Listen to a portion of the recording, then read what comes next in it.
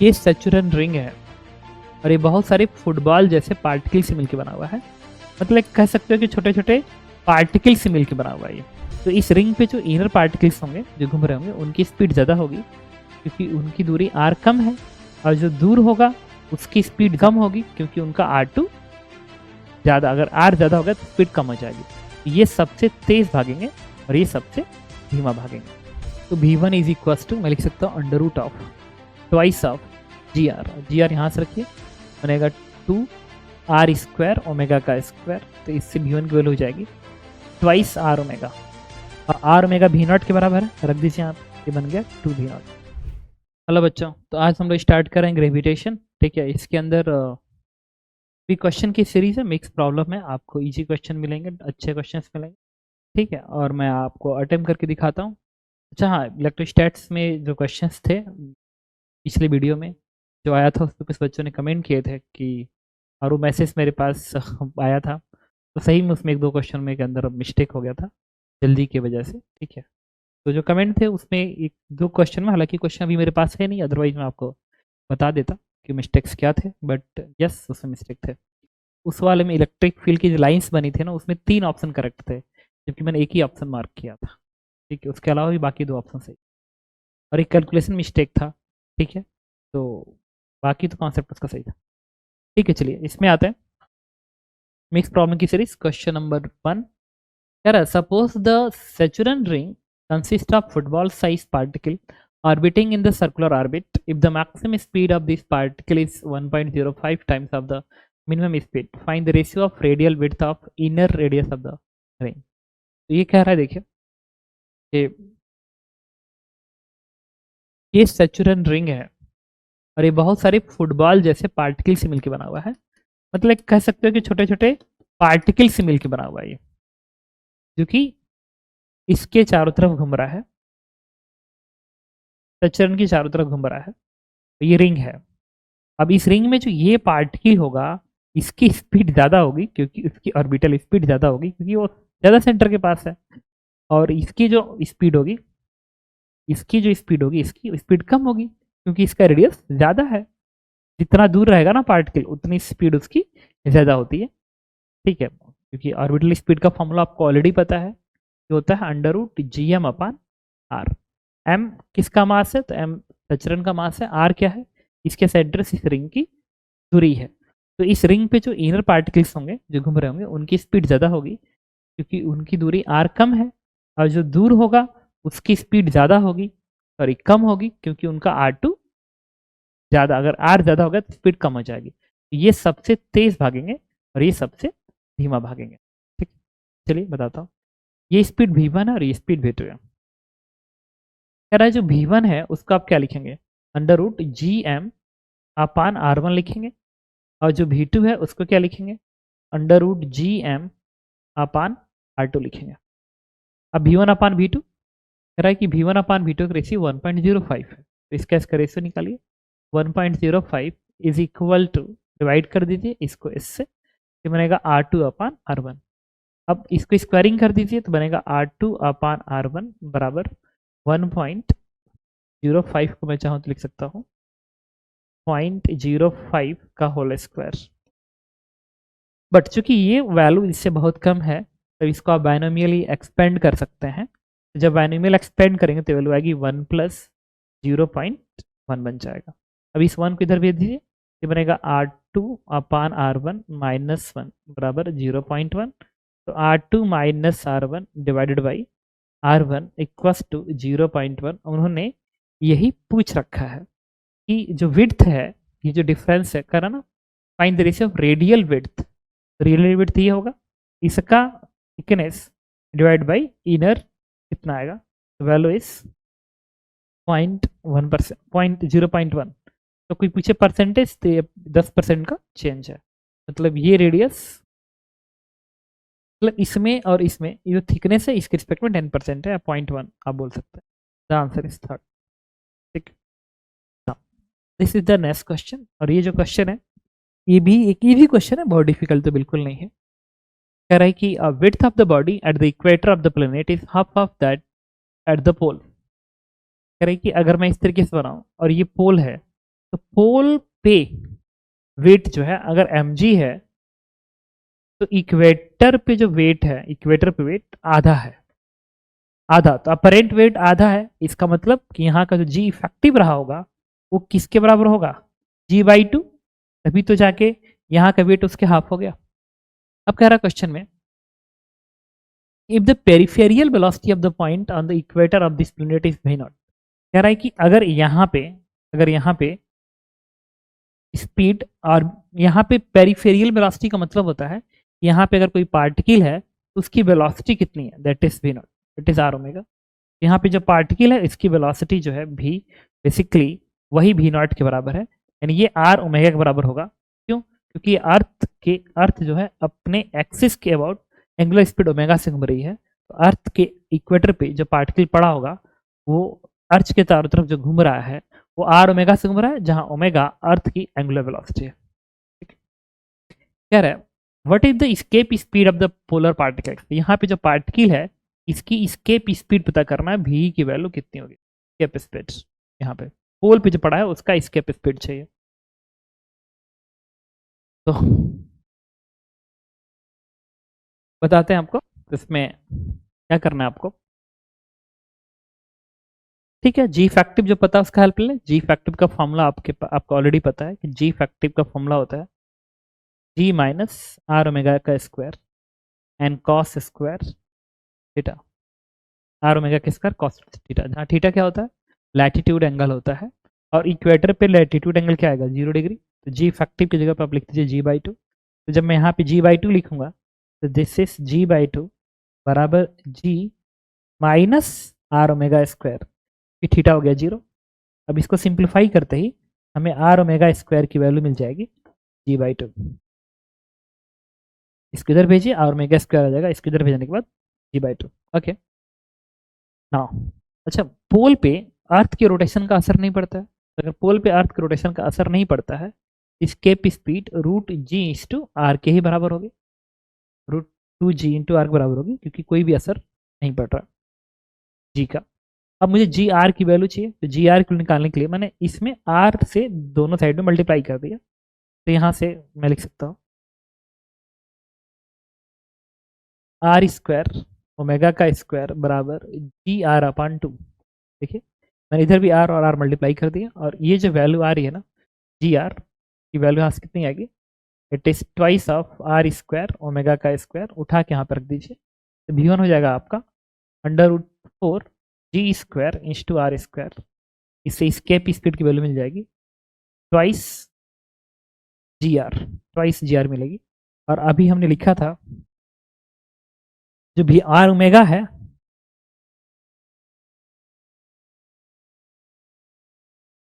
Are omega भी not के बराबर है, हमने कहाँ क्या रख दिया,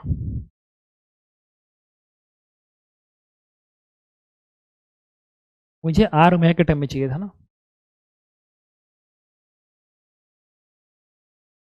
तो v1 इज इक्वल टू मैं लिख सकता हूँ √of twice of G R यहाँ से रखिए, बनेगा 2 आर स्क्वायर ओमेगा का स्क्वायर, तो इससे v1 की वैल्यू हो जाएगी ट्वाइस आर ओमेगा, और आर ओमेगा v नॉट के बराबर है, रख दीजिए यहाँ पे, तो बन गया 2v naught, escape speed is 2v naught. तो आपने देखा एक इजी क्वेश्चन है किस तरीके से मैंने अटेम्प्ट किया। Now the next question is, तो आप देख ही रहे हो कि मैं क्वेश्चन को कैसे अटेम्प्ट कर रहा हूँ। चलिए ये इस क्वेश्चन पे आते हैं, ये एक ठीक ठाक क्वेश्चन है। कह रहा है consider the two identical particle each of mass m held at the separation r not in free space, free space में जो सेपरेशन है r नॉट के बराबर है, two identical particle each of mass m held at separation r not, one of them is given A velocity v not, एक को v not की velocity they the perpendicular to the r naught and the other one is simultaneously relieved, for what range of velocity v naught will the mass be bound in orbital motion under their mutual gravitational force। कह रहा है इस gravitational force की वजह से system under bound condition में हो तो इस v नॉट की वैल्यू कितनी होनी चाहिए। ठीक है, अब देखो आपको क्लास में पढ़ाया गया होगा, ठीक है, कि किस कंडीशंस में एक सिस्टम अनबाउंड होता है और किस कंडीशन में एक सिस्टम बाउंड होता है। तो जो सिस्टम बाउंड होता है उसका एक ही कंडीशन है, बताता हूँ। इफ सिस्टम को आपको बाउंड रखना है, मतलब वो सिस्टम फ्री नहीं हो रहा है, स्केप नहीं हो रहा है, तो energy of system with respect to centre of mass must be less than zero. The important word is centre of mass के फ्रेम में एनर्जी लेस देन जीरो होनी चाहिए। ठीक है, ऐसा नहीं कि सेंटर ऑफ मास अगर मूविंग है और आपने ग्राउंड फ्रेम में एनर्जी निकाल के जीरो कर दी, लेस देन जीरो कर दी, तो फिर वो गलत आंसर आएगा। सिस्टम को बाउंड रखना है तो its energy with respect to centre of mass must be less than zero, must be less than zero. और इस केस में जो पाथ हम लोग ट्रेस करते हैं वो पाथ क्या क्या हो सकता है, तो स्ट्रेट लाइन हो सकता है। दूसरा क्या हो सकता है बाउंड कंडीशन में, सर्कल हो सकता है। सेकेंड क्या हो सकता है, तो इलिप्स हो सकता है। इन जनरल हम लोग इन्हीं पॉइंट पे ग्रेविटेशन अंदर कंसीडर करते हैं। पाथ की पॉसिबिलिटीज जो है वो ये है, या तो सर्कल या तो इलिप्स या तो स्ट्रेट लाइन, अगर एनर्जी लेस देन जीरो है तो। अगर अनबाउंड की बात करें, अनबाउंड की बात करें मतलब इसमें स्केप करना है तो तभी संभव है जब E of system with respect to centre of mass is greater than equal to zero. इस केस में या तो वो स्ट्रेट लाइन के थ्रू स्केप करेगा या तो पैराबोला के थ्रू स्केप करेगा। अनबाउंड पाथ चाहिए या तो हाइपरबोला के थ्रू स्केप करेगा, यही पॉसिबिलिटी है। और इसके बाद आपको क्लास में पढ़ाया गया होगा, ठीक है, कि जब एनर्जी ऑर्बिटल के साथ आती है तो किस तरीके से कब जो प्लेनेट सन होता है वो किस फोकस से जाता है, कैसे आता है, सारा का सारा कैलकुलेशन आपको क्लास में बताया गया होगा ग्रेविटेशन के लिए। तो मैंने सिर्फ बाउंड और अनबाउंड के विषय में बात कर ली, और इसमें एक इंपॉर्टेंट वर्ड है that is the centre of मास। ये आप नहीं भूलेंगे कभी भी कहे तो सेंटर ऑफ मास के फ्रेम में जो एनर्जी होगी it must be less than zero for the bound condition and greater than zero for the unbound condition, greater than equal to zero. तो ठीक है, तो अब हम बात करेंगे सिस्टम की एनर्जी की, बट किसके फ्रेम में, सेंटर ऑफ मास। तो चलो सेंटर ऑफ मास बीच में ही होगा, और सेंटर ऑफ मास की जो वेलोसिटी होगी it is nothing but V naught by two. समझ सकते हो क्यों, M V naught plus M into zero divide by M plus M, then centre of mass velocity V naught by two. Okay got it ना। ऐसे भी समझ में आ रहा होगा क्योंकि दोनों का मास बराबर है, इसकी स्पीड जीरो है इसकी वी नॉट है, तो सेंटर ऑफ मास की velocity V naught by two होनी चाहिए। अब सेंटर ऑफ मास के फ्रेम में जाके हम इन दोनों की वेलोसिटी लिखेंगे। तो अगर मैं सेंटर ऑफ मास के फ्रेम पे चला जाऊँ और इसको अगर देखूंगा तो ये वी नॉट बाई टू उल्टा होकर ऐसे मिलेगा, तो इसकी स्पीड हो जाएगी वी नॉट बाई टू। एक बात मैं बोल दूँ, यहाँ पे ऑब्जर्वर बैठा दे रहा हूँ, but best word is observer. अगर तुम ज़्यादा हाई लेवल पे जाओगे ना फिजिक्स पढ़ने के लिए तो आपको बताया जाएगा कि ऑब्जर्वर नाम की कोई चीज़ नहीं होती, everything is the reference frame. ठीक है, तो हम लोग रेफरेंस फ्रेम की बात करेंगे, तो किस तरह की रेफरेंस फ्रेम की बात आ रही है हम उसकी बात करेंगे। लेकिन अभी तो फिलहाल आपको समझाने के लिए मैं बस ऑब्जर्वर का नाम ले रहा हूँ क्योंकि ये फ्रिक्वेंटली हम लोग यूज़ करते हैं। तो इसके फ्रेम से जब ये उल्टा करके ऐसे दिखाएं, ये वाला उल्टा कर देंगे तो वी नॉट में से वी नॉट बाई टू घटाएंगे तो ये बन जाएगा। और इस पार्टिकल की वेलोसिटी क्योंकि इसकी जीरो थी तो सेंटर ऑफ मास के फ्रेम में ऐसे ले लीजिए, ये क्या बन गया वी नॉट बाई टू। ये सेंटर ऑफ मास के फ्रेम में क्या है आपका सिस्टम बन गया। अब सेंटर ऑफ मास के फ्रेम में इस सिस्टम की एनर्जी लिखेंगे, तो सेंटर ऑफ मास के फ्रेम में जो सिस्टम की एनर्जी आएगी, energy total energy it is kinetic energy, kinetic energy इस पार्टिकल की energy half M into V naught by two का होल स्क्वायर बनेगा। और ट्वाइस में इसलिए कर दिया क्योंकि इसकी भी एनर्जी वही आएगी इसकी भी वही आएगी, प्लस पोटेंशियल दोनों सिस्टम की G small M into small M divided by G M one M two divide by बीस की दूरी दैट इज आर नॉट, ये बन गई। और यही एनर्जी क्या होनी चाहिए सिस्टम को, क्या करना है बाउंड में होना है। For the what range of the v not will the mass will be the bound, bound रहना है the energy less than zero होनी चाहिए। अब इसको सिंप्लीफाई कर लीजिए, एम से एम कट जाएगा, टू से टू कट जाएगा, ये बनेगा वी नॉट का square by four is less than equal to G small m upon r not. तो यहाँ से वी नॉट की वैल्यू आएगी less than twice of root G small m upon r not, and this is your answers. तो आपको दिख रहा है इट्स आंसर इज फोर। ठीक है, fourth part is correct option. तो आपने देखा कि मैंने कैसे अटेम्प्ट किया। आपको ऐसे ही अटेम्प्ट करना है। Okay, now the next question is this one.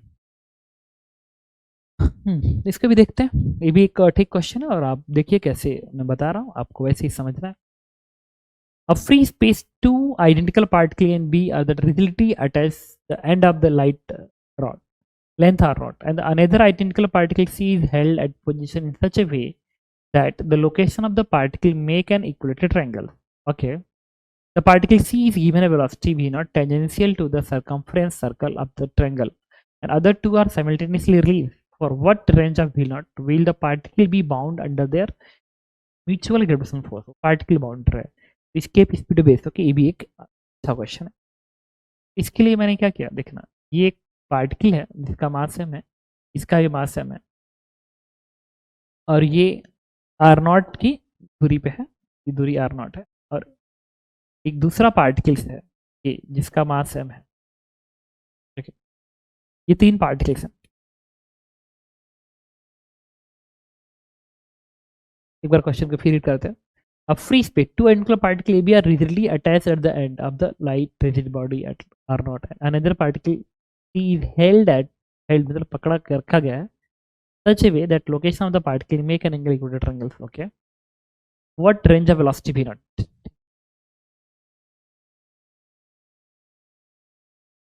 ये यहाँ पे है, ये यहाँ पे। इन तीनों का जो सेंटर ऑफ मास होगा वो यहाँ पे होगा। Centre of mass will be in rest, और कह रहा है इस सर्कमफ्रेंस के ऐसे, जस्ट मैं आपको बताता हूँ, देखिए। ओके, तो देखिए,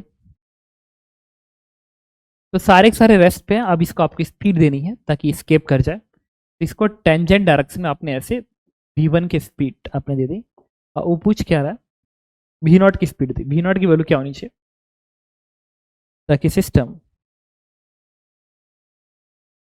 will be particle to be bound under there, bound रखना है। ठीक है, तो सेंटर ऑफ मास सबसे पहले समझना पड़ेगा ना, सेंटर ऑफ मास की फ्रेम में एनर्जी, ये तो जो एनर्जी दी गई है इसकी स्पीड v नॉट दिया, दैट इसमें सेंटर ऑफ मास रेस्ट में नहीं, तो सेंटर ऑफ मास के फ्रेम में इस एनर्जी लिखनी पड़ेगी। तो ये भी दूरी r नॉट है और एनर्जी कंजर्वेशन से लगेगा। तो चलो सेंटर ऑफ मास की फ्रेम में निकालना है, तो सबसे पहले सेंटर ऑफ मास की वेलोसिटी निकालते हैं। तो तीन पार्टिकल हैं, तो कंफर्म है कि तीन पार्टिकल, एक की वेलोसिटी v नॉट, तो सेंटर ऑफ मास की वेलोसिटी इसी की एकदम पैरेलल आएगी, और वो जो आएगी कुछ और नहीं आएगी, it will be v not by 3।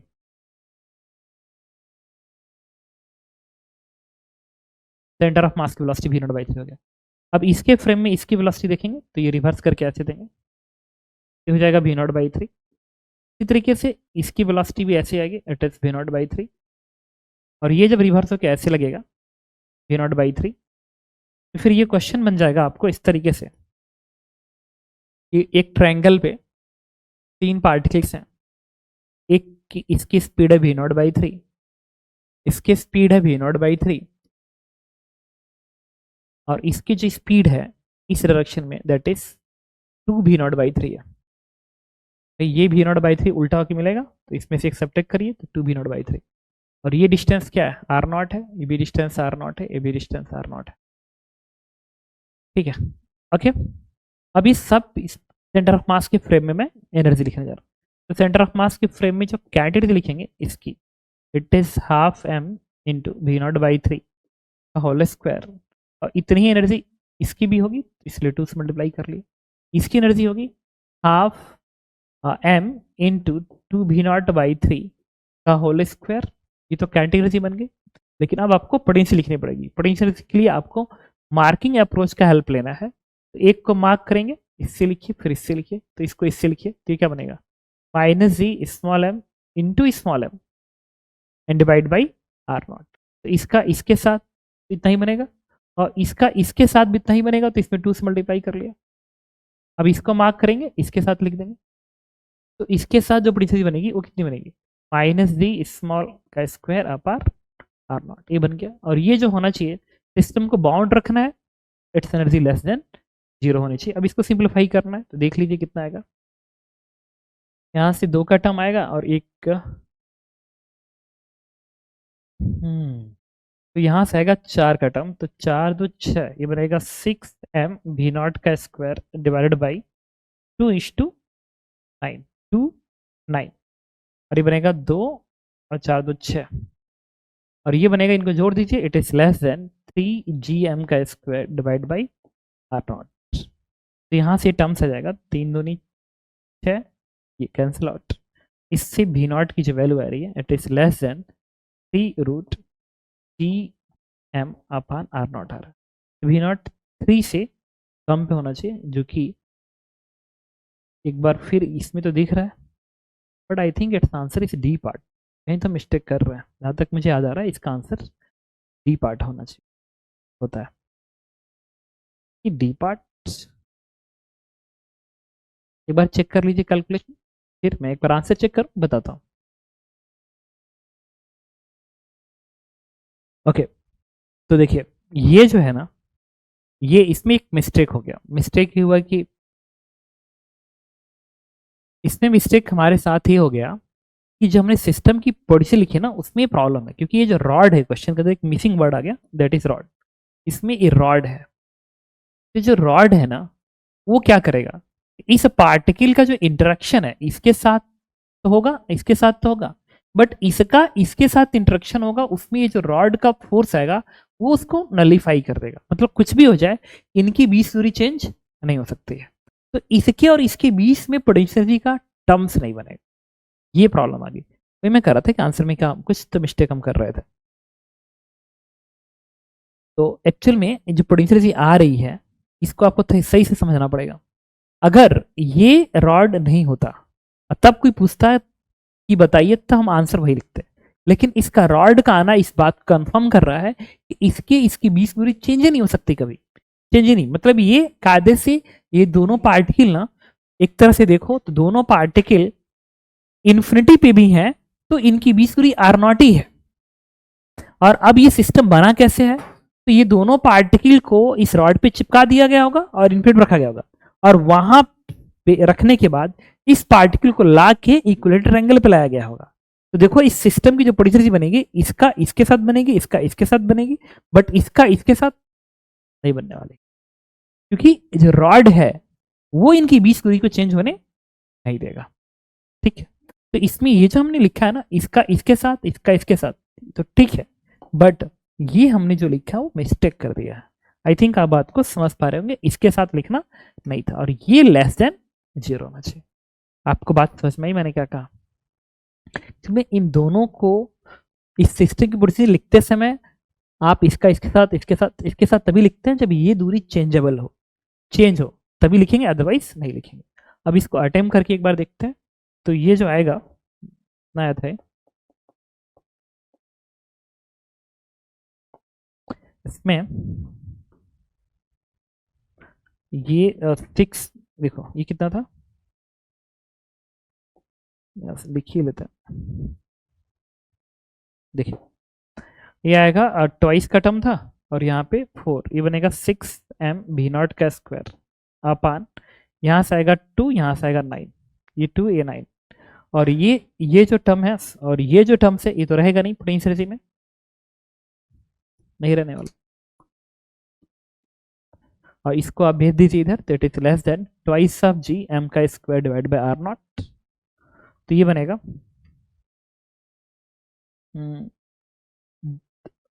2 का टर्म इसे कट करेगा तो 23 है, ठीक है, 3 का टर्म इसे कट करेगा, बनेगा 3, तो बन जाएगा v0 is less than under root of, और ये 3 इसके साथ मिलके 6gm अपान r0 बनेगा, और ये इसका आंसर। आई थिंक आप समझ गए होंगे। देखो कितना प्यारा क्वेश्चन था रियल में।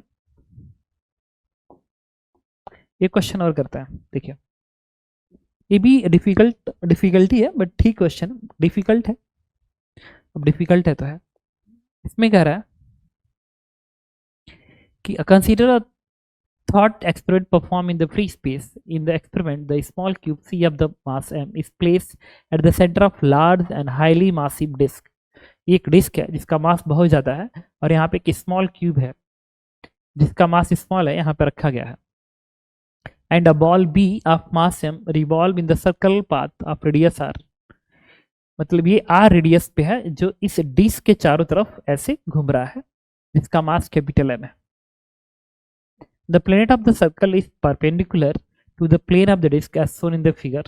Intensity of gravitational field at the disc near its centre is G. यहाँ पे फील्ड की वैल्यू जी है। What should be the range of coefficient of friction between the cube and the disk so that the cube remain motionless? कह रहा mu का range बताइए, mu का range कितना होगा। तो सही बात है कि जब ये तो यहाँ पे है तो एम जैसे लगेगा, लेकिन जब ये इधर आएगा ना ऐसे, तो ये इसको ऐसे खींचेगा भी, इसको ऐसे खींचेगा भी, तो खींचेगा तो इधर स्लाइड करने के चांसेस है। तो मैंने मान लिया कि मान लो यहाँ से थीटा एंगल पे जब ये है, ठीक है, यहाँ पे उस वक्त जस्ट स्लाइडिंग के कंडीशन में, उस वक्त जस्ट स्लाइडिंग के कंडीशन पे है। तो चलो एफबीडी बनाते हैं इस पार्टिकल स्मॉल एम का। जब ये स्मॉल एम की एफबीडी बनाएंगे ना इसकी, तो ये इस तरीके से है, इसके सेंटर से, सॉरी सेंटर पे ही पार्टिकल है, ये पार्टिकल का सेंटर पे ही है, ऐसे दिखा दिया। बट ये थीटा एंगल पे जब कैपिटल एम आएगा, पार्टिकल तो यहीं पे है, लेकिन जब ये थीटा एंगल पे कैपिटल एम आएगा तो स्लाइडिंग शुरू होगी।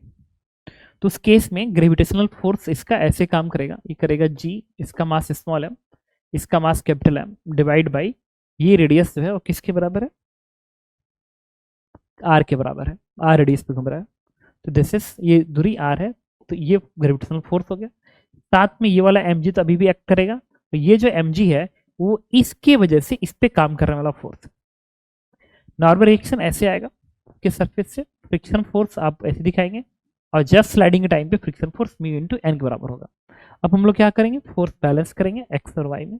तो चलो एक्स बैलेंस करते हैं। तो एक्स में इस फोर्स के वाला कंपोनेंट आएगा G small m capital M upon are का स्क्वायर कॉस थीटा बराबर mu is to N, equation number 1। अब यही काम वाई में फोर्स बैलेंस करेंगे, तो वाई में क्या बनेगा एन, और इसका ये वाला कंपोनेंट बनेगा G small m capital M upon are का स्क्वायर इंटू साइन थीटा बराबर एम जी। इसको बैलेंस करेंगे, इक्वेशन नंबर 2। अब क्या करेंगे, यहाँ से एन उठा के यहाँ पर रख दीजिए, तो जैसे रखेंगे तो हमें मिलना शुरू हो जाएगा G small m capital M cos theta divided by R का स्क्वायर बराबर म्यू एस टू एन के जगह पे इसको इधर भेज के ये जो एन आएगा यहाँ पर रखेंगे, तो बनेगा M G minus G small m capital M upon are का स्क्वायर इंटू साइन थीटा, ये बन जाएगा। और यहाँ से मुझे म्यू निकालना होगा। हाँ, तो यहाँ से जो म्यू की वैल्यू आएगी it is equal to G small m capital M upon r square into cos theta divided by M G minus G small m capital M upon are का स्क्वायर इंटू साइन थीटा। इसको attempt करके mu की value इतनी आ गई। अब उन्होंने पूछा कि म्यू की मिनिमम वैल्यू, ताकि so that disc remain in motionless, minimum mu कितना होना चाहिए। मतलब इस थीटा पे अगर जाएगा, अगर वो पार्टिकल, ये वाला पार्टिकल अगर इस थीटा पे आता है तो इतने का फ्रिक्शन कोफिशिएंट चाहिए स्लाइड करने के लिए। अगर इसका थीटा बदलता है तो यहाँ का म्यू रिक्वायर्ड बदलेगा स्लाइड करने के लिए। मतलब उतना म्यू चाहिए ही चाहिए ताकि स्लाइड ना करे। तो इसका अगर थीटा चेंज हो रहा है तो थीटा चेंज होगा तो म्यू की वैल्यू चेंज होगी, और जो म्यू आएगा वो उस थीटा का मिनिमम म्यू आएगा। तो उस सरफेस का मिनिमम म्यू कितना होना चाहिए, तो इस थीटा को चेंज करने पे इस म्यू की जो मैक्सिमम पॉसिबल वैल्यू आएगी उस सरफेस का म्यू कम से कम उतना ही होना चाहिए ताकि स्लाइड ना हो। Are you getting my point ना, क्या बोल रहा हूँ। ये थीटा आप बदल रहे हैं तो इस सरफेस का रिक्वायर्ड म्यू बदल रहा है फॉर स्लिपिंग स्टार्ट। तो थीटा को चेंज करते करते करते कभी ना कभी तो इसका एक ऐसा म्यू आएगा जो सबसे ज्यादा होगा। अगर तो सबसे ज्यादा वाला म्यू है, अगर उतना म्यू इस सरफेस का है, तो फिर ये कहीं पर भी रहेगा, ये स्लाइड नहीं करेगा। तो म्यू कम से कम उतना होना चाहिए जो उसकी मैक्सिमम वैल्यू है, कम से कम फिर उसकी maximum value. Getting my point ना, ओके। तो मुझे इस फंक्शन की मैक्सिमम निकालनी पड़ेगी, इस म्यू की मिनिमम वैल्यू उतनी होनी चाहिए। अब नीचे थीटा का फंक्शन है तो फिर वही करेंगे क्या, डिफरेंशिएशन। फॉर म्यू मिनिमम इस फंक्शन को डिफरेंशिएट करेंगे थीटा के रिस्पेक्ट में, तो डिनोमिनेटर इंटू न्यूमिनेटर का difference, denominator M G minus G small m capital M upon R का square into sine theta, denominator into numerator का, तो न्यूमिनेटर क्या है, तो ये है, तो बनेगा G small m capital M upon R का स्क्वायर, एंड कॉस का क्या बनेगा साइन थीटा माइनस साइन, फिर इसको डिफरेंशिएट करेंगे और फिर दिस इंटू इसका डिफरेंशिएशन, तो बनेगा क्या, डिनोमिनेटर इंटू न्यूमिनेटर का differentiation minus numerator numerator into denominator इसका डिफरेंशिएशन, तो इसका जीरो बनेगा, इसका बनेगा प्लस, और साइन क्या आएगा, यहाँ से माइनस साइन इसको प्लस कर देगा, साइन का कॉस बन जाएगा, तो बनेगा G small m capital M upon are का स्क्वायर इंटू साइन थीटा, ये बन गया, और यही क्या करना है, जीरो करना है। अब यहाँ से ये टर्म्स इसको कैंसिल आउट कर देगा, और इस माइनस साइन को आप उधर भेज दीजिए फिलहाल,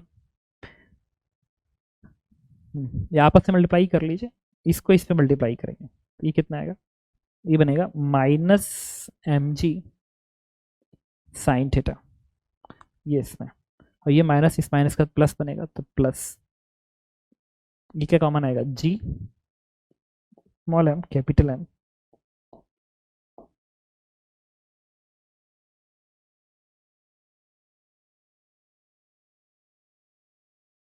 ये तो बन रहा है क्या, साइन स्क्वायर थीटा, ये बनेगा साइन थीटा कॉस थीटा,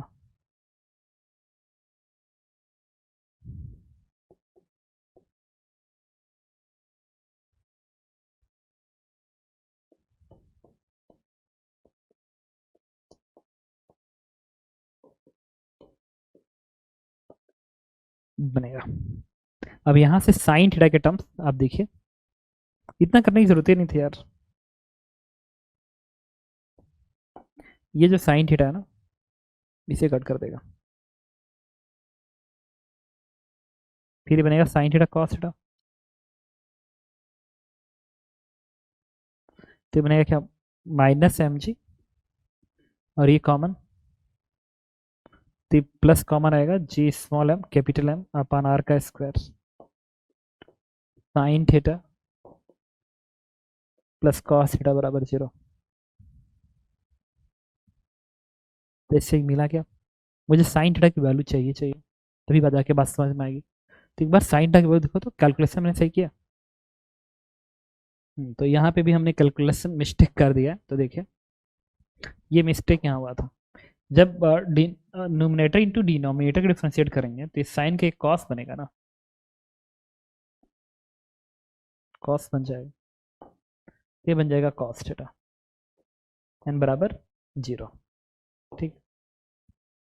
अब देखिए ये साइन इसके साथ मल्टीप्लाई होके इसको ऐसे रहने दीजिए, minus M G sine theta बनेगा, इससे मल्टीप्लाई होगा तो साइन थीटा, क्योंकि ये तो टर्म इसको कट कर देगा बट साइन नहीं कटेगा, तो साइन का टर्म इससे मल्टीप्लाई ये बनाएगा, और ये इससे बनेगा तो साइन स्क्वायर थीटा बनेगा, ये माइनस माइनस प्लस, तो बनेगा G small m capital M upon are का स्क्वायर ब्रैकेट में, ये बनेगा साइन स्क्वायर थीटा, ये बनेगा cos theta, that is one, तो वन लिख लिया। अब यहाँ से आपका स्मॉल एम से स्मॉल एम कट जाएगा, और यहाँ से आपको साइन थीटा की वैल्यू मिल जाएगी, and this is G M upon G R square, ये बन गया आपका। अब आपको क्या करना है, साइन थीटा पता चल गया, कॉस पता चल गया, वहां से उठा के प्लेस करेंगे तो हमारा आंसर आएगा, तो इसको बताने के लिए मुझे क्या करना चाहिए, करना क्या चाहिए, अगले पेज पे चलें और क्या, तो जो साइन थीटा आ रहा है उसकी वैल्यू कितनी है, G M by sine theta is G M by G R का, नहीं, G M by G R का square, G M upon G R का स्क्वायर, तो कोई पूछे कॉस थीटा कितना होगा, तो कॉस थीटा होगा under root of G square are का power 4 minus G square M का square divide by G R का स्क्वायर, ये बन जाएगा। अब इसको उठा के इस फंक्शन में रखना पड़ेगा, जब म्यू की मीनू इस फंक्शन में, तो बनेगा mu G small m capital M upon are का स्क्वायर कॉस थीटा ये है, तो बनेगा कितना, अंडर रूट ओवर जी का स्क्वायर आर का पावर 4 माइनस जी का स्क्वायर एम का square divide by G R का स्क्वायर, ठीक है, and whole divided by M G minus G small m capital M upon R का square into sine theta this one G M divide by G R का square. Okay चलिए, अब यहाँ समझा है तो ये जो टर्म्स अगर इधर में मल्टीप्लाई कर दो ऊपर नीचे इधर भी, तो ये कितना बनेगा, जी आर का पावर आई थिंक ये जी आर का पावर 4 इधर मल्टीप्लाई कर दो, जी आर का पावर 4 यहाँ मल्टीप्लाई कर दे और ऊपर भी मल्टीप्लाई कर दे, एक ही बात है। इसकी वजह से लेकिन ये टर्म्स जो है कैंसिल आउट हो जाएगा, और कायदे देखिए तो इसमें स्मॉल एम के भी टर्म्स यहाँ पे आ रहे हैं, ये भी कैंसिल आउट हो जाएंगे।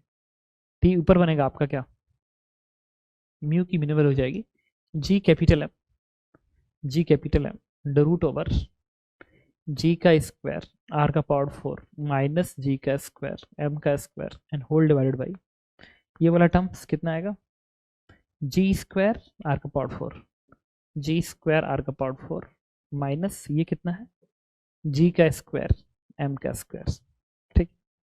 अब इसका जो आंसर है उसमें एक बार चेक करते हैं ऑप्शन किसके टर्म में है। ऊपर ना जीएम का टर्म दिखाई दे रहा है, देखो जीएम जी आर का स्क्वायर दिखाई दे रहा है, तो अपने में क्या आ रहा है जी एम का टर्म्स आ रहा है ऊपर की, और नीचे किसके टर्म्स है रूट के टर्म्स, आई थिंक समझ गया। एक ही देखो ये टर्म सेम है, इसका मतलब म्यू की जो वैल्यू होनी चाहिए G M divide by root over G square are का power 4 minus G square M का स्क्वायर आ रहा है। तो देखिए जी एम अपन जी आर जी का square r power 4 minus G square M का स्क्वायर, आई थिंक हमें बात समझ में आ गई है। कह रहा so that cube remain in motionless, तो ये इससे के बराबर हो या इससे ज़्यादा हो, इसके बराबर हो या इससे ज़्यादा हो, स्लिपिंग नहीं होगी, क्योंकि जितना ज़्यादा होगा उतनी स्लिपिंग नहीं करेगा। तो आंसर इज दिस वन जो कि दिख रहा है आपको, इस पार्ट पे नहीं है, इस पार्ट पे। दिस इज आंसर, ठीक है। ओके नाउ इसके बाद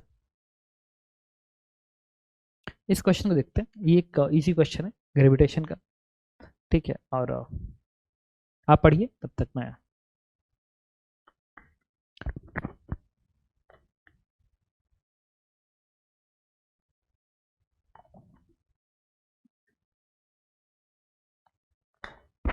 कह रहा है कि small satellite revolve around the heavy planet in the circular orbit at a certain point in its orbit the sharp impulse act on it.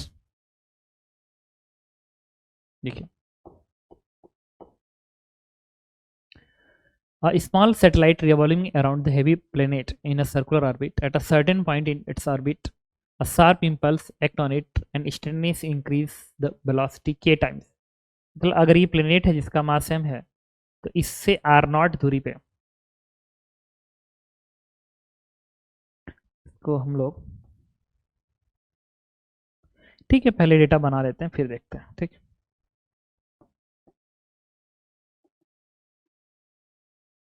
इसका मास m है, यहाँ से r नॉट दूरी पे ये पार्टिकल है जिसकी स्पीड k टाइम्स हो जाता है ऑर्बिटल स्पीड का, मतलब k times of v not हो जाता है, क्योंकि ऑर्बिटल स्पीड जो v नॉट है अंडर रूट जी कैपिटल एम, ये कैपिटल एम है, डिवाइड बाई आर नॉट के बराबर होगा।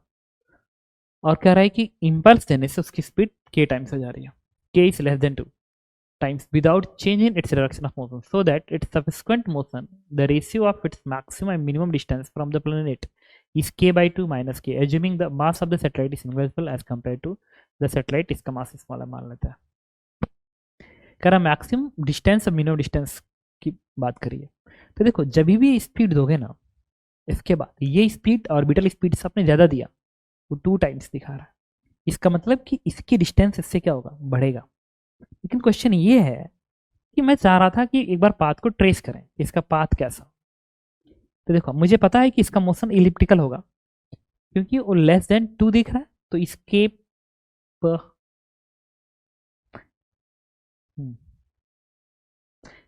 Speed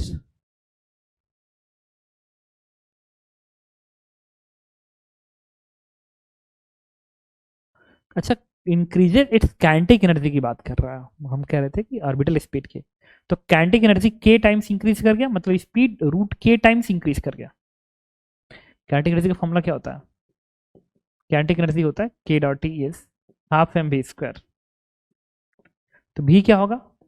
twice of K E divide by m का रूट होगा। अगर काइनेटिक एनर्जी के टाइम्स बढ़ेगा तो speed root K times increase करेगी, रूट के टाइम्स इंक्रीज करेगी। तो यहाँ की स्पीड रूट के भी नॉट हो गया।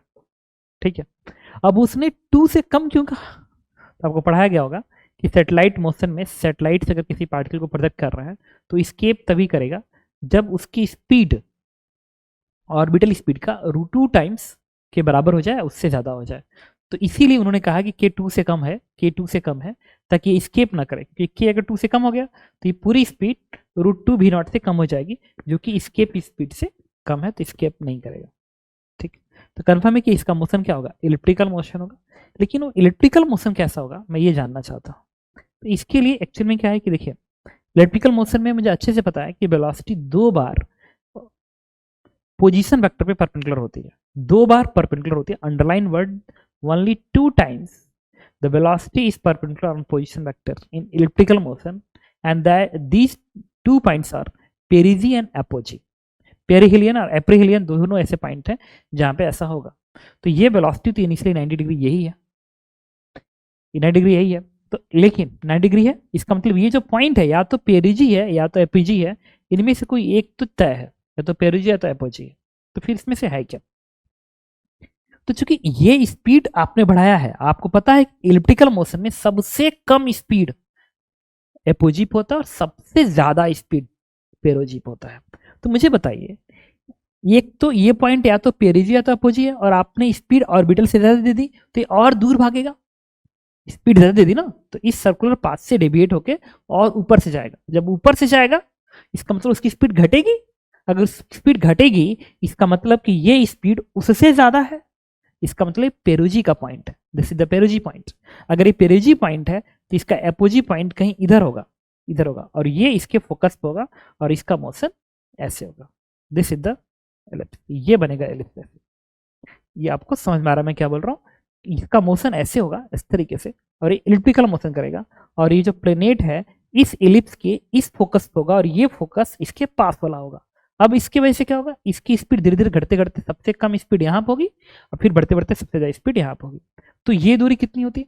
This is the minimum distance r1 and this is the maximum distance r2।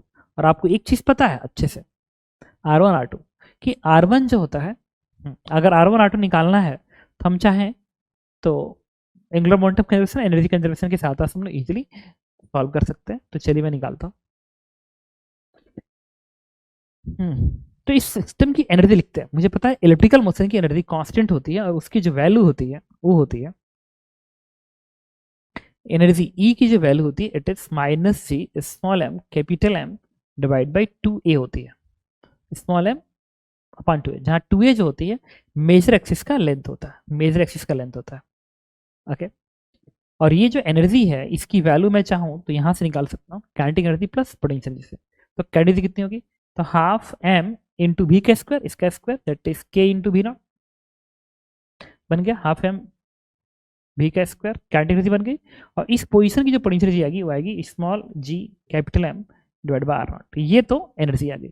अगर इस क्वेश्चन में आपसे ये पूछा गया होता है ना कि ये जो इलिप्टिकल मोशन कर रहा है उसका मेजर एक्सिस का लेंथ कितना है, ये पूरी दूरी कितनी, ये पूरी दूरी कितनी, ये दूरी दैट इज 2a, और इस इक्वेशन से सॉल्व करके आ भी जाता।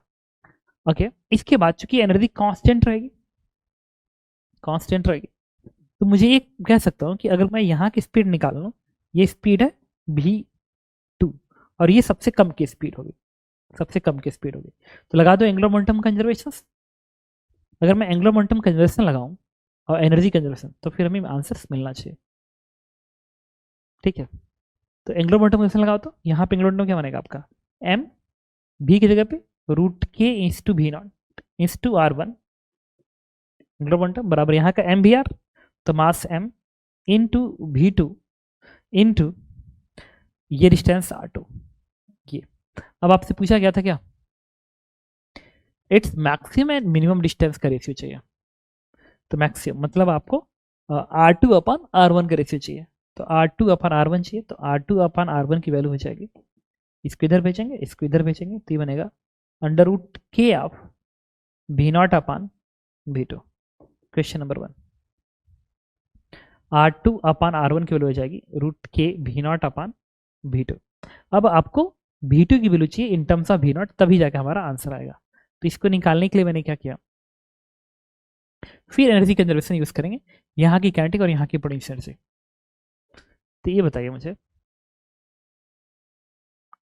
वहाँ की काइनेटिक एनर्जी कितनी आएगी, that is half m into V2 का स्क्वायर है, हाफ m इंटू V2 का स्क्वायर, और वहाँ पे जो पोटेंशियल एनर्जी आएगी माइनस जे स्मॉल m कैपिटल M अपान R2 बनेगा।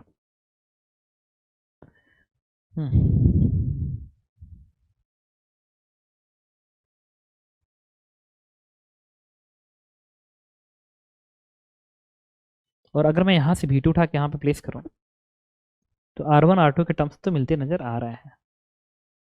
हाँ, और ये जो है ना V0 रूट GM अपान R0 है, तो मैं इस GM अपान R0 पे V0 का स्क्वायर कर सकता हूँ। इसको देखो, इसको आप स्क्वायरिंग करेंगे तो बनेगा G कैपिटल M अपान R0 बराबर V0 का स्क्वायर। ऑर्बिटल स्पीड इस GM अपान R0 था, तो स्क्वायरिंग करके इतना बना दिया। अब इसको उठा के यहाँ पर रख ही दीजिए, तो बनेगा कितना, ये बन जाएगा आपका, और स्मॉल m के टर्म्स भी इससे कैंसिल आउट हो जाएंगे।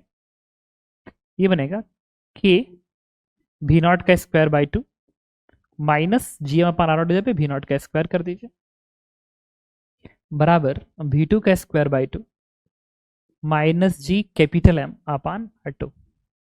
अब मैं चाहूँ तो R2 की जगह पे क्या लिख सकता हूँ, यहाँ से चाहूँ तो R2 की जगह पे इस R1 को मैं इधर भेजना चाहता हूँ, R1 को आप इधर भेज दीजिए और इसको उठा के आप यहाँ रख दीजिए इसकी जगह पे, तो ये आएगा आपका GM अपान अंडर रूट के V0 R1 अपान V2। अब यहाँ से V2 का मुझे क्वाड्रेटिक बनता नजर आ रहा है, और V2 का क्वाड्रेटिक R1 के टर्म में आ रहा है। एक बार कैलकुलेशन चेक करिए।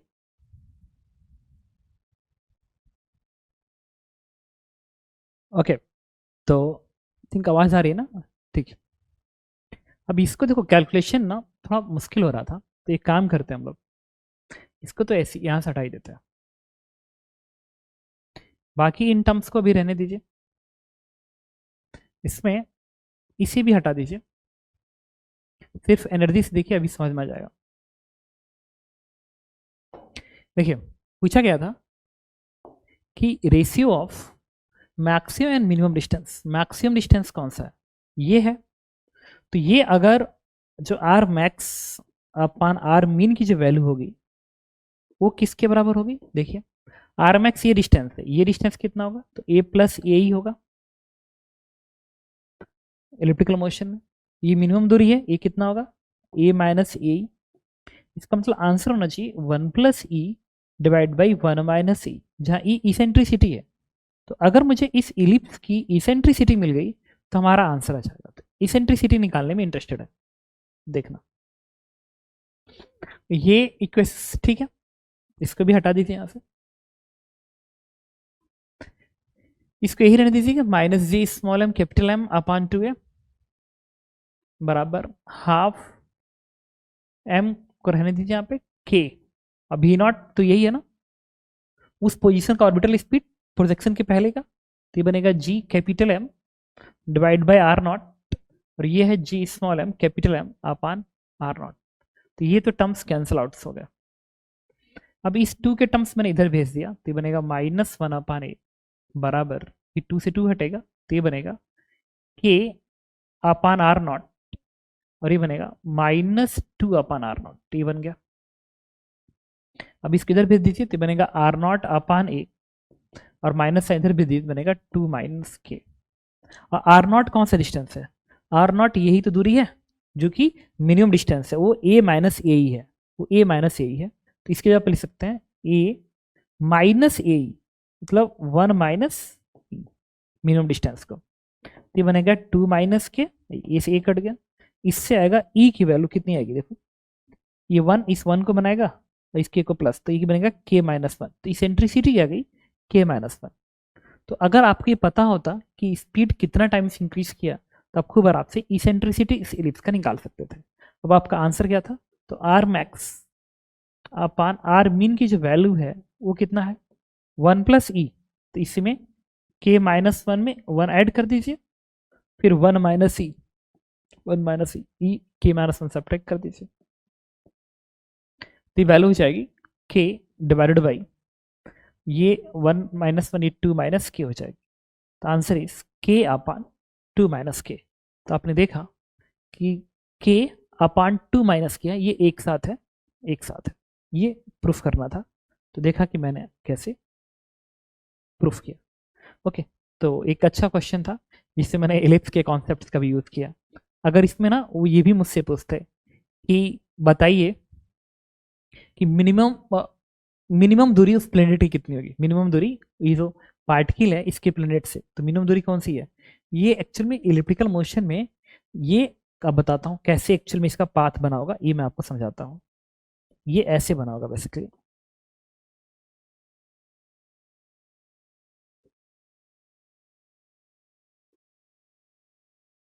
ये, और इसमें ये बी था, यहाँ पे ये रहा होगा कैपिटल एम, और ये स्पीड है जो कि के टाइम्स ज़्यादा थे, speed root K times orbital speed की, ऐसे मोशन हो रहा था। तो कोई पूछता कि बताइए ये दूरी कितनी है, ये दूरी माइनर एक्सेस, तो भी मैं निकाल सकता था फॉर्मूले से, बी का स्क्वायर इक्वल टू,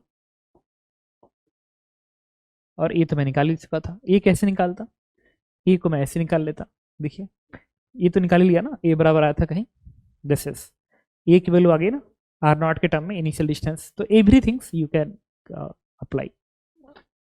इसके बाद आते हैं एक क्वेश्चन और आज का करते हैं ये,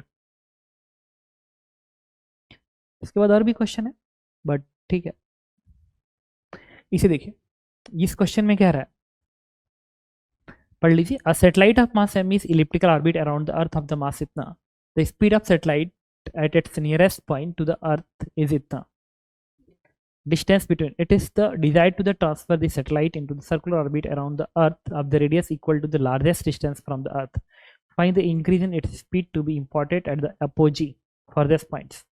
ठीक है, तो एक इजी क्वेश्चन है, ये इलिप्टिकल ऑर्बिट पे मोशन कर रहा है इस तरीके से, और इसके किसी फोकस पे होगा nearest point on the earth, ये अर्थ है, यहाँ पे जो इसकी स्पीड है वो दी गई है √6 GM अपान 5R के बराबर दी गई है, where R is the closest distance of the earth, मतलब ये दूरी R के बराबर है। It is desired to transfer the satellite into the circular orbit around the earth of radius equal to largest distance from the earth, find the increase in its speed to imported at the apogee for this point पे, जब ये यहाँ पे आएगा, यहाँ पे, तो हमें जानना है कि इतने रेडियस के, इतने रेडियस पे अगर इसको सर्कुलर मोशन करवा देना है, अगर इसको सर्कुलर मोशन करवाना है, इतने रेडियस पे अगर इसको सर्कुलर मोशन करवाना है, तो ये सेंटर बनेगा और इतने रेडियस के सर्कुलर मोशन करवाना है ऐसे। तो बताइए यहाँ पे कितना स्पीड इसको इंपोर्ट की जाएगी, एक्स्ट्रा देनी पड़ेगी। तो इसके लिए सबसे पहले तो हमें ये देखना पड़ेगा कि ये दूरी अगर r है तो ये दूरी कितनी है, ताकि यहाँ पे कितना ऑर्बिटल स्पीड की जरूरत पड़ेगी वो हमें मिल जाए। ठीक, तो इसके लिए हम यूज करेंगे एनर्जी कंजर्वेशन। तो यहाँ की एनर्जी बनेगी, kinetic energy is half m into V का square, it is 6G capital M divide by 5R, and potential energy बनेगी इस पोजीशन की -J small m capital M upon R is equal to, ellipse की total energy होती है G capital अपान 2 है। Major axis का length में निकालने में इंटरेस्टेड हो तो ये इसको कैंसिल कर देगा, और यहाँ से वैल्यू हो जाएगी 2 3 6 3 अपान 5 -1 इस टू 1 अपान R, देखो सही है, ये बनेगा -1 अपान 2 है, तो ये 5 1 ये 2 बनेगा, तो -2 अपान 5R बराबर -1 अपान 2 है। इससे मुझे ए की वैल्यू कितनी मिल गई, इट इज 5R अपान 4, मतलब ये जो सेमी मेजर एक्सिस है उसका लेंथ 5R बाई 4 रहा होगा। ओके, तो फिर ये डिस्टेंस कितना होगा, ये डिस्टेंस कितना होगा, इसको निकालने के लिए अभी फिर उसी कॉन्सेप्ट पे, ये मिनिमम डिस्टेंस है और जो मिनिमम डिस्टेंस होता है उसकी जो वैल्यू आर होगी वो कुछ और नहीं ए प्लस ए के बराबर, ए माइनस ए के बराबर होती है। मिनिमम डिस्टेंस ए माइनस ए के बराबर होती है। अब इस ए की वैल्यू उठा के अगर मैं यहाँ पे रख दूँ ना, यहाँ पे रख दो, तो मुझे आंसर्स मिलने शुरू हो जाएंगे। तो एक काम करते हैं ना, आर की वैल्यू ही रख दीजिए ताकि आंसर यहाँ से आर कितना आएगा, आर आएगा 4a अपान, इसी इसेंट्रिसिटी आ जाएगी ना। तो फिर इसमें क्या है, ये तो मिल ही गया, इसकी जरूरत ही नहीं थी। अब देखा जाएगा अगर इसेंट्रिसिटी की नीड पड़ेगी तो यूज करेंगे, अदरवाइज आई थिंक जरूरत नहीं पड़ेगी। ये डिस्टेंस आर है तो ये डिस्टेंस क्या होगा, इट्स लेट्स r2। और मुझे पता है कि ये दूरी r1 plus r2 plus r जो होगा वो 2a के बराबर होना चाहिए। एलिप्स की प्रॉपर्टी है this length plus this length is 2a। तो इस a की वैल्यू ये r आ गया, तो r2 कितना आना चाहिए, जो r2 हमारा आना चाहिए, a की जगह पे आप 5r/4 प्लेस कर दीजिए, तो ये क्या बनेगा 5/2 r माइनस r।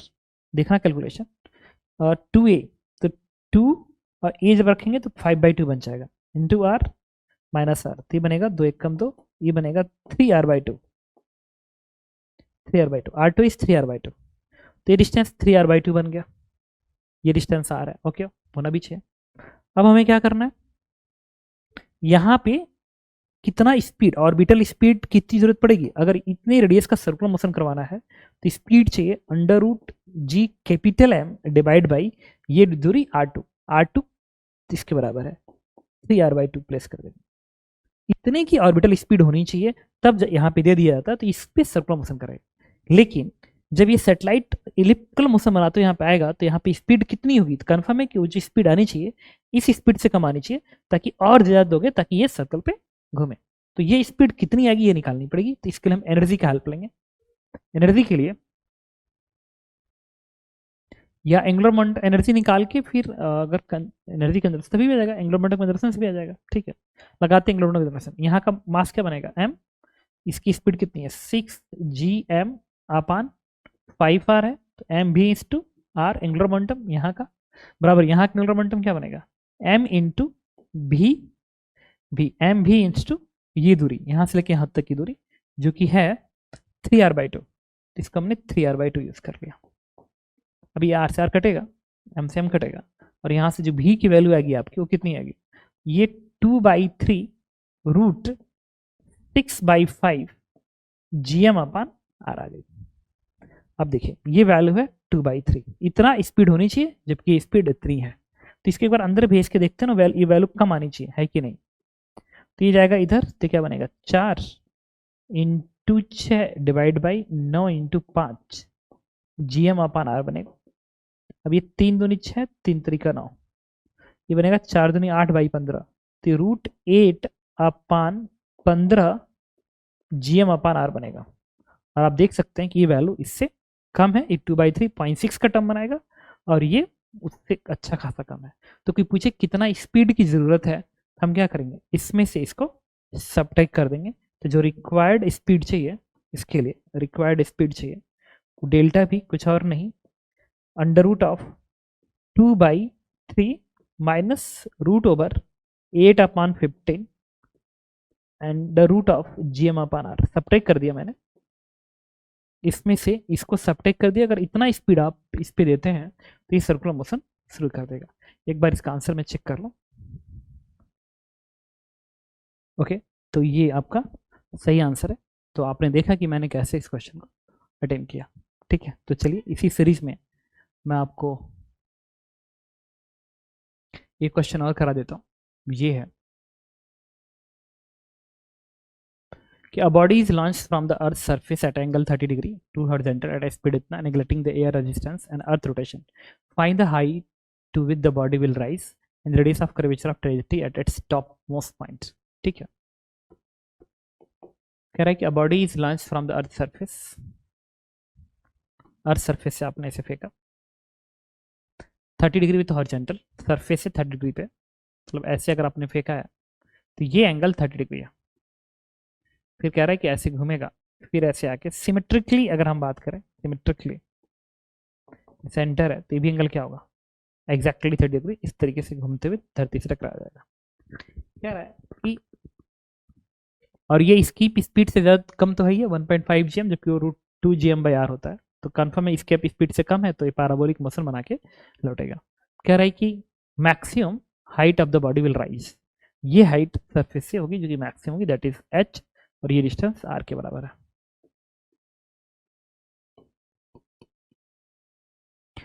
अब कह रहा है कि ये स्पीड हम यहाँ पे लिख देते हैं इक्वेशन, दैट इज v1,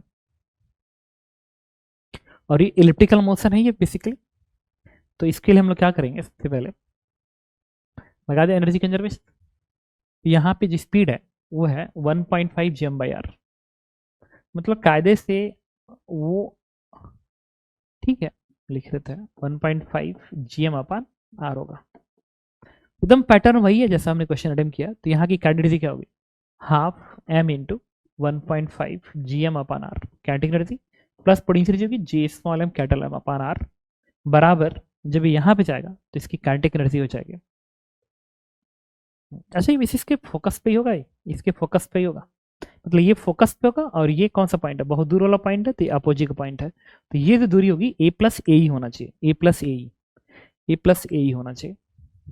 तो बन गया काइनेटिक एनर्जी, बन गया potential energy is equal to total energy minus J_m capital M upon 2a।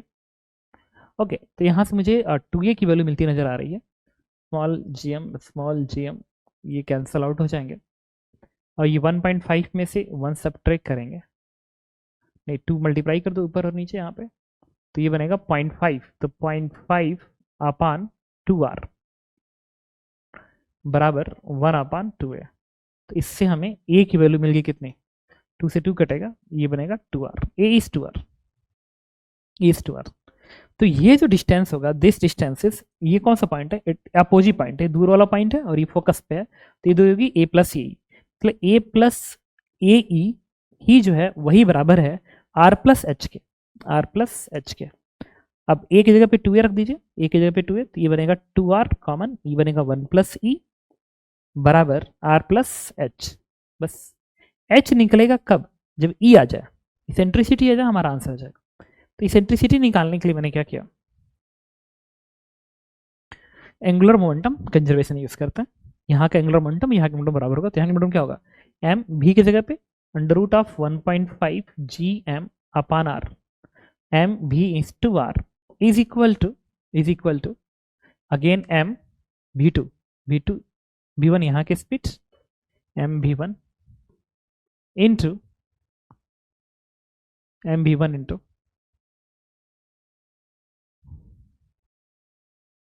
Into ये डिस्टेंस पूरा, that is r+h,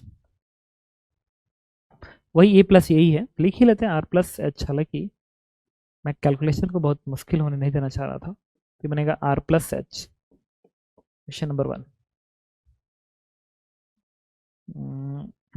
second, eccentricity चाहिए ना,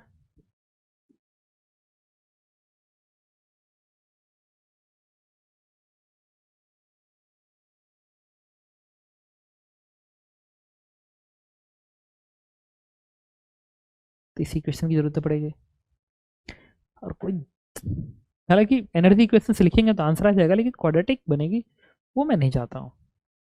इसमें ई आया कैसे था अपना, नहीं वो तो ऑर्बिटल स्पीड की वजह से आ गया था।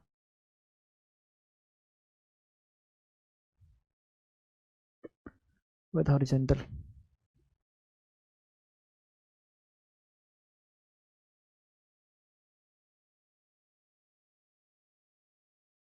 अच्छा ये भी एक प्रॉब्लमेटिक है। अच्छा हॉरिजॉन्टल से 30 डिग्री बना रहा है, ठीक तो है,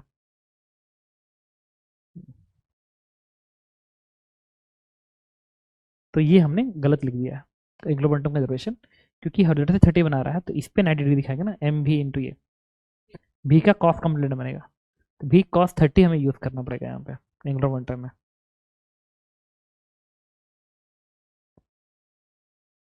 यहाँ के एंगुलर मोमेंटम बराबर यहाँ के एंगुलर मोमेंटम, तो एम भी क्योंकि हॉरिजॉन्टल पे ऐसे तो नहीं प्रोजेक्ट किया गया है, तो नहीं, अगर हॉरिजॉन्टल से 30 डिग्री बनाया गया है, इसका मतलब ये है कि एंगुलर मोमेंटम के लिए एम भी आर साइन आपको लगाना पड़ेगा, तो इसका कॉस कंपोनेंट आएगा cos 30, तो यहाँ पे cos 30 डाउट होगा तो आप मैसेज कर सकते हो। ये बनेगा √3/2 cos 30 को भी लिख लिया। इससे मुझे, और ये तो एनर्जी का इक्वेशन था, इसमें तो कोई प्रॉब्लम ही नहीं है। बस मैं वो नहीं चाहता हूँ कि मुश्किल हो, अदरवाइज तो मैं कर लेता इसको। चलो टोटल एनर्जी कितनी है, -g small m capital M अपान 2a। 2a तो 2r के बराबर है, लिख दिया।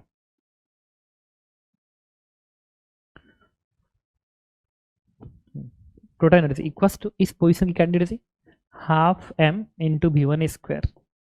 अब पोटेंशियल एनर्जी यहाँ क्या होगी, -j small m capital M अपान r+h, ये बनेगा। अब हमें क्या चाहिए, हमें r+h चाहिए ना। r+h के लिए निकल आएगा, यहाँ से v1 की वैल्यू उठा के यहाँ पर रखना पड़ेगा, फिर जाके ये आंसर दे देगा। लेकिन जब v1 की वैल्यू रखेंगे तो ये r+h का क्वाड्रेटिक बनता हुआ नजर आ रहा है। तो ये r+h का क्वाड्रेटिक सॉल्व करेंगे, फिर जाके इसका आंसर आएगा। तो वो नहीं चाह रहा था, बट क्या किया जा सकता है, इस r+h को ना अपने मन से मान लेते हैं। इस r+h को अपने मन से, जो कि वही निकालना, एक तरह से इसको अपने मन से स्मॉल r मान लेते हैं, स्मॉल r, ताकि कैलकुलेशन को आसान बनाया जाए। तो इस r+h की जगह पे स्मॉल r लिख दिया, स्मॉल r। और यहाँ पे स्मॉल r को रहने दीजिए। अब मुझे v1 का स्क्वायर, हमें यहाँ से v1 चाहिए, उठा के यहाँ रखेंगे, तो बनेगा -j small m capital M अपान 2r बराबर ½ स्मॉल m इंटू v1 का स्क्वायर। इसकी स्क्वायरिंग करेंगे तो m से m तो कट गया, स्क्वायरिंग करेंगे इसका तो ये क्या बनेगा, अब 15×3 = 45, तो 45 अपान 2 कैपिटल G इंटू M रहेगा। इसके जगह पे यहाँ पे मैं रखा है, और ये r का स्क्वायर नीचे बन जाएगा, और ये क्या बनेगा, -j small m capital M upon r। एक बार सब कैलकुलेशन चेक करना ही पड़ेगा हमें। एक बात बताइए, इसमें ये वाला r नीचे था, देखना कैलकुलेशन, g स्मॉल m अपान 2r लिखा, ½ m v1 की जगह पे, इसका स्क्वायरिंग की जगह पे 1.5 इंटू 3 45/2 gm बनेगा, और ये बनेगा r का स्क्वायर अपान r, तो ऊपर एक r बचेगा, ये बन गया। और यहाँ से ये सारे के सारे टर्म कैंसिल आउट हो जाएंगे, और नीचे जो बनेगा वो बनेगा माइनस साइन। क्या कर सकते हैं, मजबूरी है, तो -1/2r बराबर 1 ये 4.5/4 बन रहा है ना, देखो 4.5/4, तो 4.5/4 कैपिटल R अपान R का स्क्वायर, वो बनेगा -1/r। अब इसको सॉल्व करना है, तो एक काम करते हैं,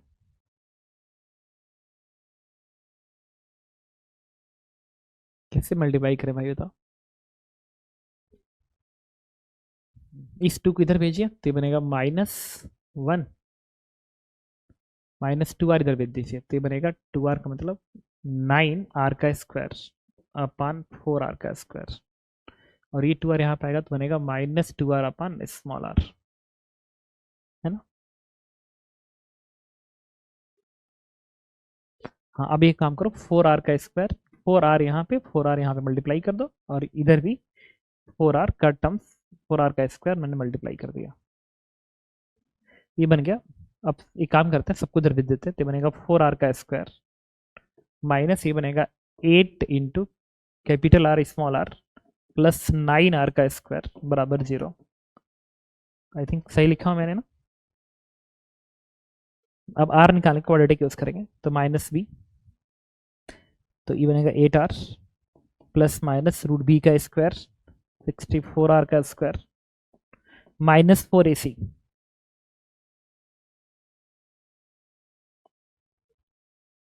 कुछ तो हमने कैलकुलेशन गलत किया, क्योंकि इसका रूट में निगेटिव क्यों आ रहा है।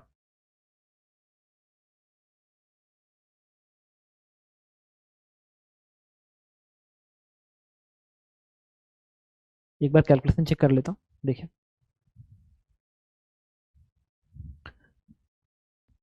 अच्छा देखिए, मैंने कैलकुलेशन मिस्टेक यहाँ पे कर दिया था। ये जो 2a है ना, 2a, तो एक जगह पे 2r है, तो यहाँ पे 2r रखेंगे तो बनेगा 4, बाकी ये रहेगा। और ये भी बनेगा हाफ m v1 का स्क्वायर, ये टर्म्स वैसे ही रहेंगे, ये टर्म भी वैसे ही रहेंगे, ये बनेगा 4। तो ये हमको सही करना पड़ेगा, आगे वाला बनेगा 4, तो यहाँ पे टर्म है 4 का। तो जब ये 4 का टर्म है और ये 4r, तो यहाँ पे 4r का टर्म मल्टीप्लाई कर दिया, तो यहाँ पे 4 का टर्म ऑलरेडी था। एक सेकेंड, इसके बाद हमें क्या करना था, ये -1 बराबर ये 4r इधर भेज दीजिए, तो 4 से 4 कटेगा, बनेगा 4.5 इंटू आर का स्क्वायर अपन आर का स्क्वायर, माइनस ये 4r इधर जाएगा तो बनेगा 4r अपन स्मॉल आर, ठीक है।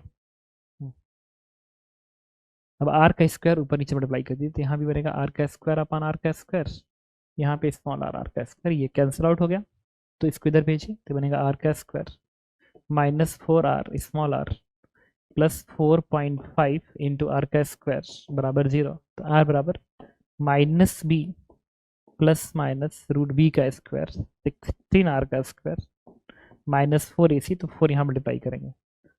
तब क्या हो रहा है, 4 चौक को 16, 24, 18 जाएगा।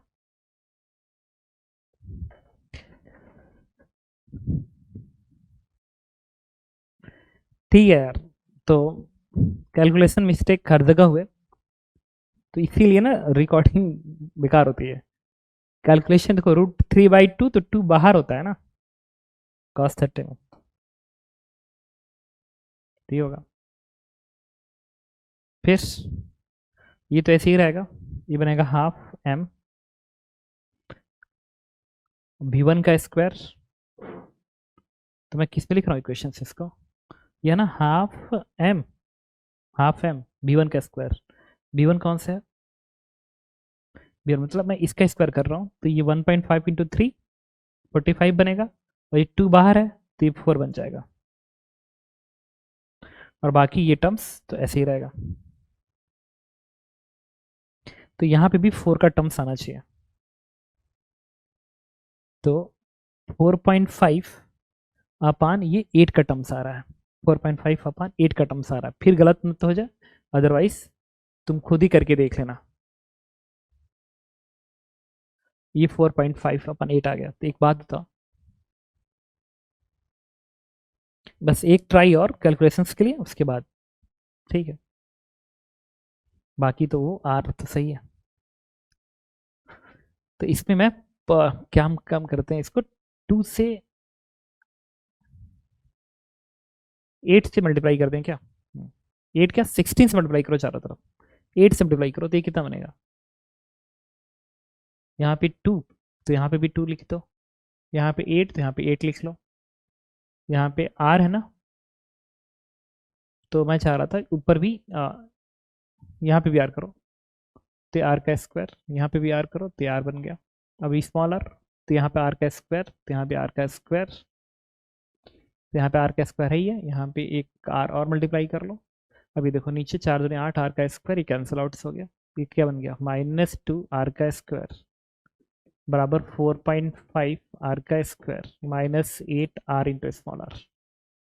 अब इसमें 2 से मल्टीप्लाई कर दो, तो ये बनेगा इधर कितना, 2 से, तो बनेगा 4r का स्क्वायर, इधर जाएगा तो, और ये कितना बनेगा, ये बनेगा 16 कैपिटल आर स्मॉल आर, और ये बनेगा 9r का स्क्वायर। एक बार मैं इक्वेशन चेक कर लूँ जो मैं अभी सॉल्व किया था कि वो सही है या गलत। तो इक्वेशन आता है 4r square -16r plus 9r का स्क्वायर, ठीक है ओके। इसके बाद इसको क्वाड्रेटिक सॉल्व कर देंगे, जैसे क्वाड्रेटिक सॉल्व करोगे ना, इसकी वैल्यू आती है 2 capital r plus √7 upon 2 into r, ये बन गया। और ये जो स्मॉल आर था, ये हमने क्या लिखा था, आर प्लस एच, तो यहाँ पे आर प्लस एच कर दीजिए, आर प्लस एच। तो यहाँ से सॉल्व करने के बाद जो एच की वैल्यू आ जाएगी वो हो जाएगी हमारी √7, एच की वैल्यू कितनी आएगी, तो √7 upon 2 into r plus r and this is your answer. ये आंसर है पहले पार्ट का। इसके बाद क्या पूछा गया था? इसके बाद पूछा गया था radius of curvature at territory at this top most point. इस पॉइंट पे रेडियस ऑफ कर्वेचर कितना है? तो रेडियस ऑफ कर्वेचर का फॉर्मूला क्या होता है? ये फॉर्मूला होता है आपका, radius of curvature is v net का square divide by normal acceleration. तो v नेट, अब इसके लिए देखो क्या करेंगे, ये वाला h आ गया ना, ये वाला h आ गया, r अगर यहाँ से मिल गया, r की वैल्यू मिल गई तो आपको v की वैल्यू मिल जाएगी। देखो v की वैल्यू आपकी किससे मिलेगी? v की वैल्यू यही तो v1 है। देखिए अगर r मिल गया, r को उठा के यहाँ पर रख देंगे, आपको v1 मिल जाएगा। और एक बार v1 मिल गया, v1, तो आप यहाँ उठा के v1 को प्लेस कर सकते हैं। v नेट ही बेसिकली v1 है, ठीक है। अब नॉर्मल एक्सेलरेशन कितना होगा? तो इसके लिए फोर्स क्या होगा? G small m capital M upon are का स्क्वायर है फोर्स, और इसी को लिख सकते हैं मास इनटू नॉर्मल एक्सेलरेशन, क्योंकि वेलोसिटी के परपेंडिकुलर है उस पॉइंट पे। तो यहाँ से नॉर्मल एक्सेलरेशन कितना आ गया? G small m capital M, sorry G capital M upon are का स्क्वायर, इसी को उठा कर अब यहाँ पर रख दीजिए, तो बन गया v1 का square divide by G capital M upon are का स्क्वायर। बस अभी जो v1 आया था आर के टर्म में, उठा के यहाँ पर रखेंगे तो gm कैंसिल आउट हो जाएगा और rc आर के टर्म में आ जाएगा। और rc की जो आर की जो वैल्यू है वो आपको पता है कि कितना आया था, दैट इज दिस वन। उठा के प्लेस करेंगे आपको आंसर आएगा, और इसका आंसर जो आना चाहिए वो मैं आपको बता दूं ये कितना आता है। This one is 1.13 r and this is answer. Okay, तो थैंक यू। तो नेक्स्ट क्लास में हम लोग अगले लेक्चर देखेंगे। Thank you.